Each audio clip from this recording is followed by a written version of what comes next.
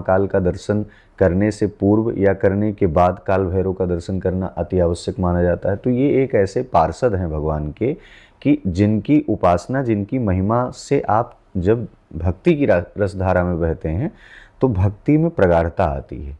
और ऐसे में काल भैरव जो कहा गया है कि काल भैरव की उपासना, कालाष्टमी के व्रत की उपासना जब जब आप करें तब आपको यह चीज़ें ध्यान रखनी होगी। मिथ्या प्रलाप से आप बचें, स्त्री प्रताड़ना से बचें, क्योंकि काल भैरव स्वयं माँ भगवती के रक्षक हैं। और माँ भगवती जब अपने दूतों को, गणों को जनमानस में भेजती हैं तो वो ऐसे स्त्रियों पर, गायों पर या गंगा पर या किसी भी तरीके से जो अत्याचार हो रहे हैं, वो कहीं ना कहीं व्यक्ति धर्म करता हुआ प्रताड़ित अवस्था में चला जाता है। तो इसलिए अगर आप धर्म के रास्ते पर जब जब चलें तो स्त्री प्रताड़ना से बचें, दूसरा झूठ बोलने से बचें। मांस और मदिरा, आजकल लोग ट्रेंड बना लिए हैं, काल भैरव को मदिरा पान कराते हैं। तो काल भैरव के तमाम ऐसे प्रचंड स्वरूप हैं जो व्यक्ति को उत्थान पे भी ले जाते हैं, लेकिन वो पतन पर भी ले जाते हैं। काशी के कोतवाल को तो मदिरा ही चढ़ती है, लेकिन हमारे कुछ ऐसे विदेशी और कुछ ऐसे मुगल काल जब से ये आया गया तब से हमारे देवताओं के साथ इतनी अभद्रताएं हुई हैं कि आज जानवरों की बलि दे करके, हमारे यहाँ कहा गया है अहिंसा परमो धर्म, हिंसा पर हम लोग बिल्कुल भी विश्वास नहीं करते और हमारा शास्त्र पुराण कहता भी नहीं है, लेकिन आज जानवरों की बलि कहीं ना कहीं दी जाती है। दक्षिण में देख लीजिए, उसको करते ही हैं लोग। तो आज उस कल्चर को अपना करके संस्कृति को, प्रकृति को, जानवरों को, जंतुओं को नुकसान पहुंचाना हमारा धर्म ये नहीं कहता। हमारा धर्म समरसता सिखाता है, जीवों के प्रति दया भावना। ऐसे ही देवता स्वयं में दारू ले रहे हैं तो समाज कहाँ जाएगा? तो ये एक तरीके से अगर इस पे बहुत अंदर आंतरिक पहलू पर जब हम लोग जाएंगे और हमारा सनातन धर्म में, हमारे जो सनातन धर्म के संत महात्मा और आचार्य लोग हैं, तो वास्तव में इसका निचोड़ यही निकल करके आएगा कि देवताओं को जो परोसी जाने वाली जो मदिराएं हैं, इसका पान देवता स्वयं नहीं करते थे। ये स्वयं तमाम प्रकार के ऐसे छलावा प्रवृत्ति में आने के बाद जो है देवताओं के साथ दुर्व्यवहार भी होने लगा, जहाँ तक मेरी व्यक्तिगत सोच है। और शास्त्र भी इस पे कहीं ना कहीं मांस मदिरा आदि का वो भक्षण निषेध, जब लहसुन प्याज निषेध है हमारे यहाँ पूजन में, तो मांस मदिरा भी निषेध है।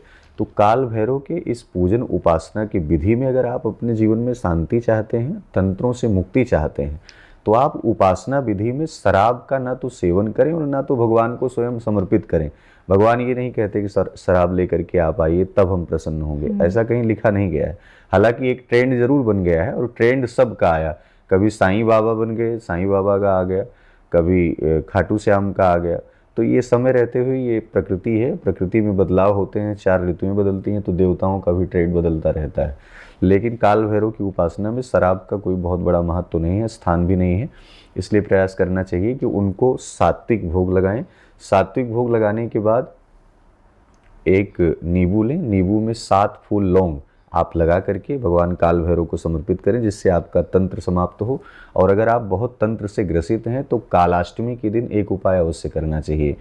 सफ़ेद कद्दू आता है, सीताफल सफ़ेद वाला जिसका पेठा बनाया जाता है, उस कद्दू को लेकर के उसमें सिंदूर का लेपन तब करना है जब चाकू से आप 2 भागों में वितरित कर देंगे। वीर आसन में जिस प्रकार हनुमान जी बैठते हैं वैसे ही बैठ करके आप उसको काटें। काटने के बाद बलि, अर्थात उसे बलि देना कहते हैं, बलि प्रथा कहते हैं, और उसमें सिंदूर का लेपन कर दें, भगवान काल भैरव को समर्पित करें और उनसे यह प्रार्थना करें कि हम जो ये आज बलि समर्पित कर रहे हैं, इस बलि से हमारे जीवन में जो तंत्र है वो तंत्र समाप्त हो।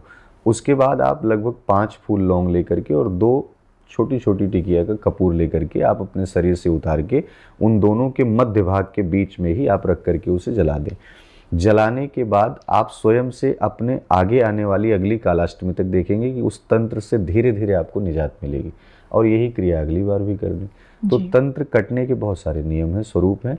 इस कालाष्टमी पर भी आपको ज़्यादा से ज़्यादा काल भैरव की उपासना करनी चाहिए, काल भैरव स्तुति पढ़नी चाहिए, चालीसा पढ़ना चाहिए, सरसों के तेल का चौमुखी दीपक जलाना चाहिए। आटे का बना हो तो और बेहतर होगा। सरसों के तेल का दान करना चाहिए, जितना ज़्यादा हो सके गरीबों को भोजन कराना चाहिए। साथ ही साथ अगर कहीं श्वान कुत्ता दिखाई पड़े, काला कुत्ता दिखाई पड़े, तो उसका सम्मान करना चाहिए और उसे मिष्ठान भी खिलाना चाहिए। साथ ही साथ प्रणाम करना चाहिए, क्योंकि वो भगवान काल भैरव के वाहन में आता है। जी, चलिए।